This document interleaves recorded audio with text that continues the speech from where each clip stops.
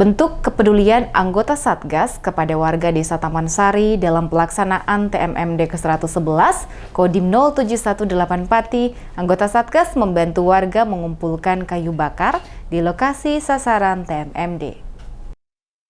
Tidak hanya melaksanakan giat sasaran fisik TMMD ke-111 Kodim 0718 Pati, anggota Satgas juga peduli dengan warga dengan membantu mengumpulkan kayu bakar di hutan setempat. Kayu bakar yang diperoleh nantinya akan dikumpulkan dan dijual di kemudian hari untuk menambah pemasukan rebin warga setempat. Sersan Mayor M. Suyatno, anggota Satgas TMMD ke-111 Kodim 0718 Pati mengatakan kegiatannya membantu warga dalam rangka mendekatkan diri dengan rakyat sehingga hubungan TNI rakyat semakin akrab.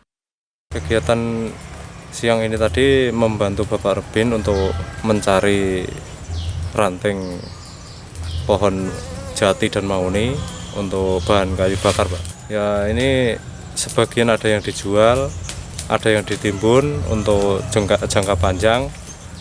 Dalam hal ini yaitu penyimpanan, Pak, di kebun ini, Pak.